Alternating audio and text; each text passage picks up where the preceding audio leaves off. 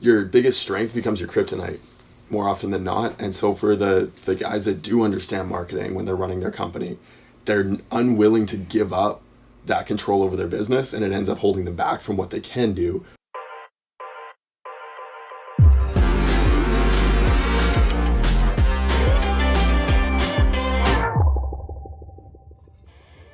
Hey everyone, welcome to the Home Service Hustle, and I'm your host, Jonathan Bannister. So you know how they say, keep your friends close and your enemies closer? Well, that's what I think about when I want to introduce today's guest. So today, I got Thaddeus and Evan on. Well, let me think about that. Now, they're not enemies, they are actually friends of mine. I'm actually thankful to be able to call them dear friends of mine, and we are in the same space, we are competitors, but we truly care about giving back to this industry and helping contractors just like you grow your business. So these guys come on, we're gonna talk about marketing and we're gonna talk about everything under the sun. You don't wanna miss it, let's go. All right, so today I'm here with the guys from On Purpose Media and HVAC Reveal. They just came in from Canada last night. Where'd you fly in from? Calgary, and got in late 6:30ish? Yeah, 5:30 I think. They made up an hour on the way down with the tailwind, so hey, it was perfect. Sweet. So I've invited them in. We wanted to kind of shoot some video content together and just kind of talk about, you know, coming from two different perspectives. We both do marketing for the home service industry, and we just want to kind of have some topics today of like marketing in general. Like, what do you guys see is a big pain point whenever you're working with one of your HVAC or plumbing clients that they're struggling in with marketing? What are some of the common things that y'all see, and just want to kind of compare them to what we see? No, one of the, I think I'll take the first crack at this one. I mean, one of the big ones when you have a website and you actually don't own the website at all, that's probably one of the biggest things that we see when somebody comes, and I'm not going to name any of the companies because we don't want to do that, but there are some out there that make sure you read the fine print. So if you're ever to stop doing marketing with them, now you don't own shit. Make sure that you own it. And why do you think that is? Why do you think some companies would not want the actual client to own that website asset? I mean, keep them there longer. Yeah, leverage. Right? Yeah. Leverage, I think, would be the big one. I mean, it's unethical in my opinion, but they use it as leverage to say, okay, you want to be done our marketing, well, now you got to pay XYZ in order to be out of the contract, or now you got to start all over from scratch and you got to spend thousands of dollars all over again when you just spent thousands of dollars on your marketing to begin with. And I think that's the biggest reason. Yeah, and you know, for us at Cornerstone, we see the website as the hub, right? Like we it needs to be built with really solid code. It needs to be it needs to be built the right way. We understand that, but we don't see it as some of those other companies you talk about as wanting to charge the client, you know, $15,000-$20,000 up front for the website, or you know, basically making them pay payments on it until it's paid off, and then if they want to leave that contract, they've got this lump sum to pay for a site that may not even be what they need for the best SEO results, and you know, so on. So for us, like, what we want to do is we want to make sure that it is built the right way. We put a lot on that investment on the front end. Yep. So it's technically our site until they've been with us for a year, and then it's free for them to take. But we do that because we're going to make sure that there's 40 or 50 hours into that site, and it's written with very clean code. But I still don't see the point in holding it hostage to anyone. No. So, all right, so let's shift to Evan. What are some things, you know, that you see when you're talking to some of these contractors? What are some things that they're either jaded by other marketing companies, or just a constant struggle that you kind of see when you're having these conversations? Totally. Well, 2 points. One, the guys that try to do it themselves. I feel like your biggest strength becomes your kryptonite more often than not. And so for the guys that do understand marketing when they're running their company, they're unwilling to give up that control over their business, and it ends up holding them back from what they can do, because now they're spending all their time doing something that really either an agency should do or an employee should do, right? Someone that's not owning the company and running the company. Okay. Right? You got to be able to leverage your talent. You got to be able to leverage your skill set. You got to be able to spend your time doing the most important thing that only you can do. There's only one thing in our business that we cannot outsource out to an employee, and that is us being live on camera. other than that, everything else, we need to find a way to have someone else be doing that, because they're going to be better at that than we are, right? And we need to surround ourselves with the best people. And I think that's something that contractors need to do more of, is be willing to let go of those things that they feel like they're really good at, but really there's someone out there that's way better than them that they could be paying $20 an hour, $30 an hour, $50 an hour, whatever it is, when they're the owner and their time is far more valuable. From the second perspective of working with a marketing agency that they're feeling jaded by, definitely being able to give up ownership. But I think the biggest thing of a site or something like that, the biggest thing is communication. There's just not enough communication around what it is that's really happening within their marketing plan with another agency, and there's a lack of transparency. I think if more marketing companies were just transparent about what it was that was going right, what it was that was going wrong, and be willing to own that and be open with them and share with them, like, this is what we're working on, this is how we're going to make it better. I think that it would go a long way towards building a better relationship with the marketing company, and then of course a lot more trust. So you said a couple of things there that's got some other questions that's popped up. So we're shooting from the hip today. We're just asking random questions, guys. None of this was pre-staged for what we were going to be talking about. So a couple of things that you mentioned were owners letting go a little bit, letting go of that control. And you were probably more referring to the owner not trying to do everything, and having an install manager and having a service manager and having these different key people in place so that he can kind of step back and worry about running the business from an owner's perspective, instead of trying to be wear these different hats.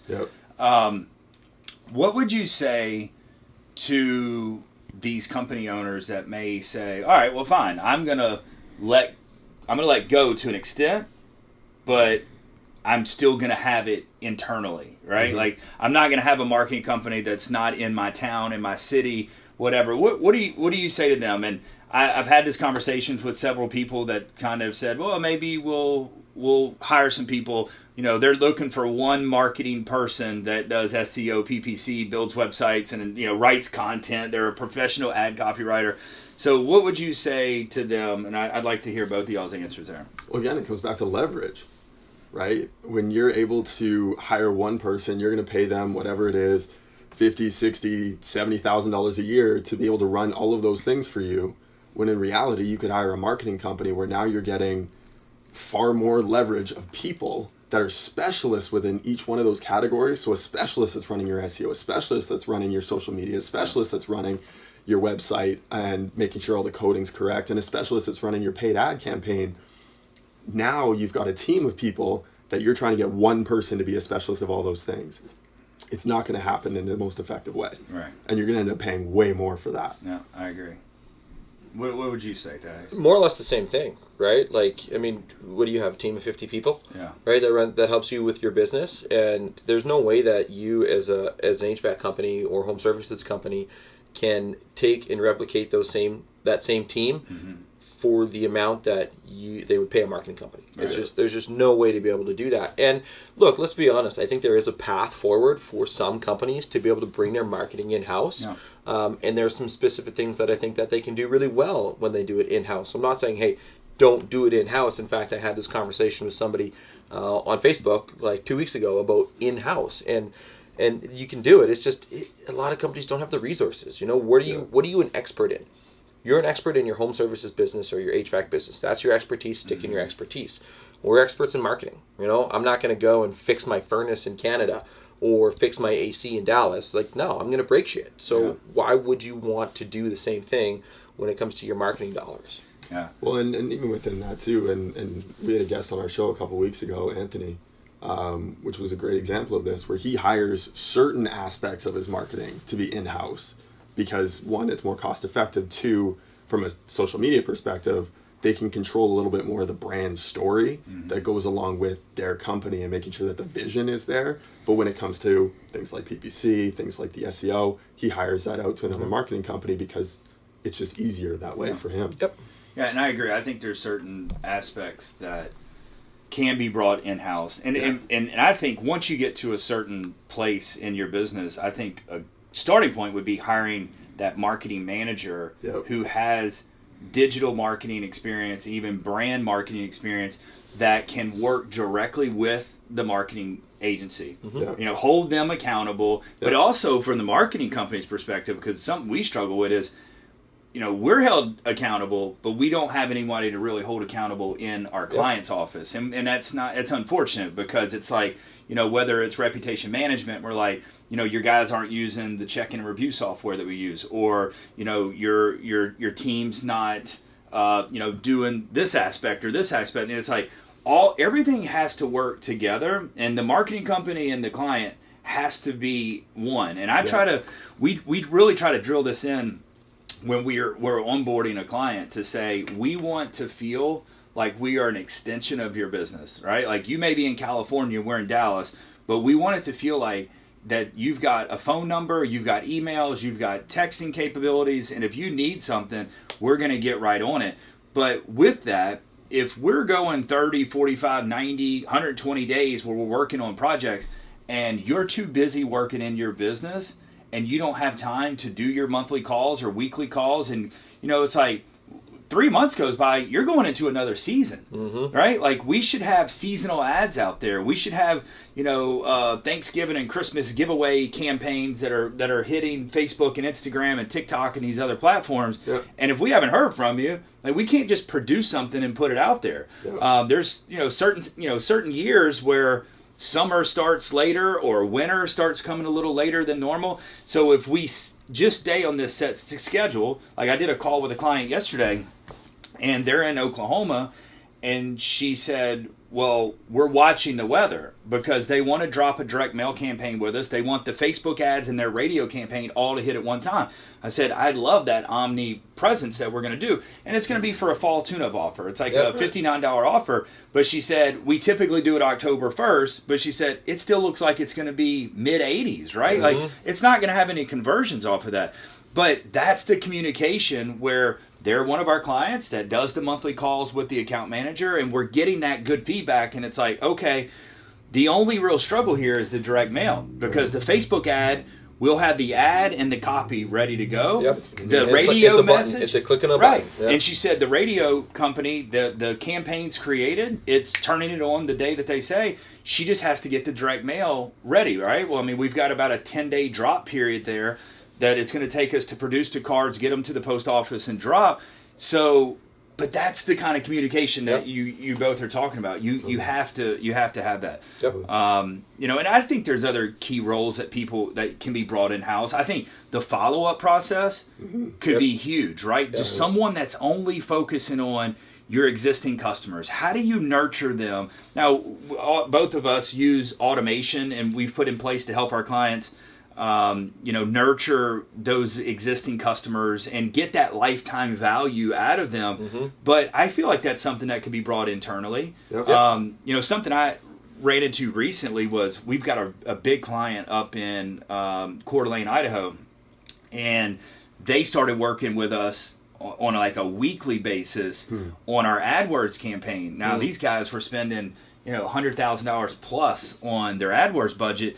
But what they wanted per month, by the way. Per month, yeah. And what they wanted to help us with is, they said, up here in this part of the country, people use different search terms. They speak differently than how they will in the South or how they would in New York. So they just said, we want to kind of help you with the keywords and the negative keywords.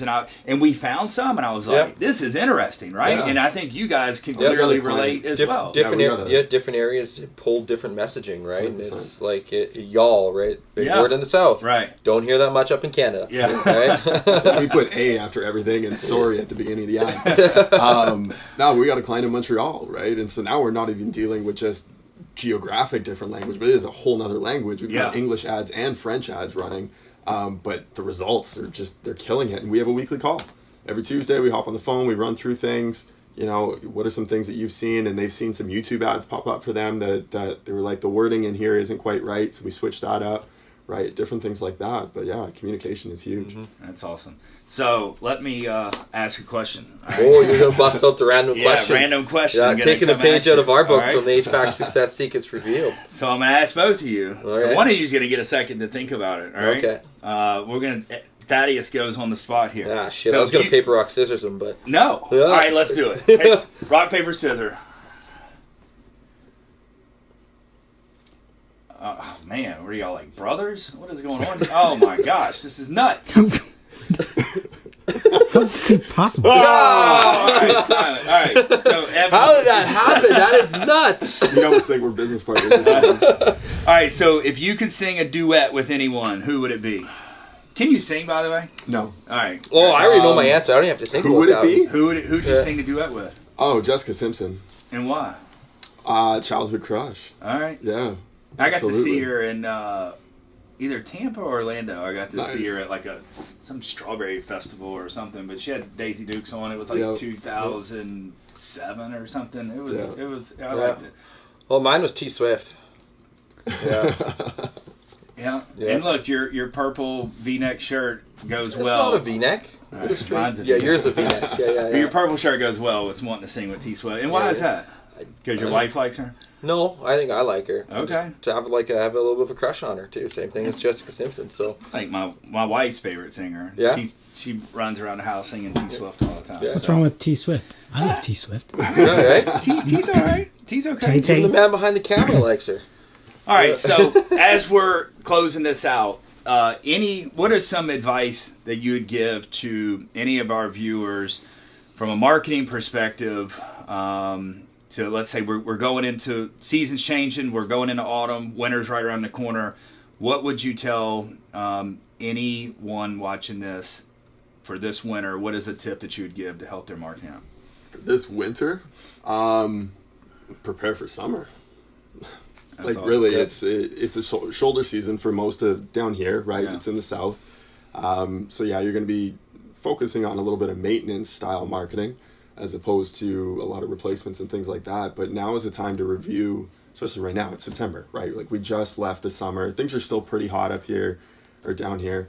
But you really need to be reviewing what worked well and what didn't work well this summer for your marketing, and also in the business, just focus on that too.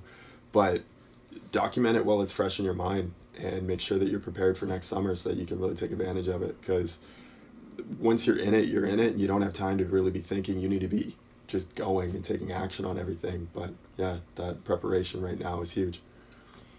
Thaddeus, what would you say? Same thing, really. I mean, I would so more go back to your KPIs. You know, what were your numbers as a business in the summer? How profitable were you? You know, are there things that you can do and tweak and change? Perhaps a price increase to be able to get more out of next summer. And so not just the marketing side of things, but the business side of things, and take that time to do a deep dive and a deep review.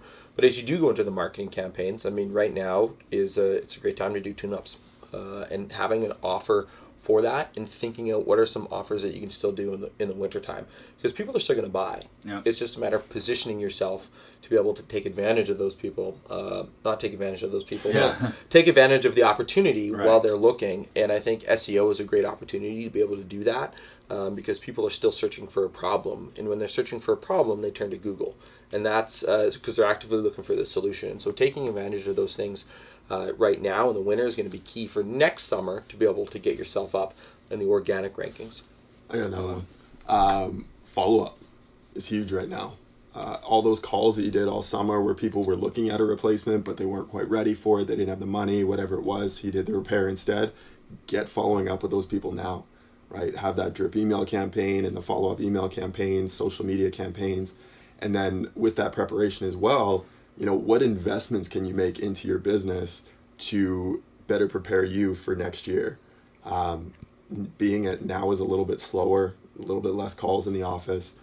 How can you invest into your team so that they can start producing some more content for you? And I know that's something that we're working on as well, is being able to utilize your team to create that content for a social media strategy, whether that's paid or organic. But how do you invest into your people right now? Well, there you hear it, folks.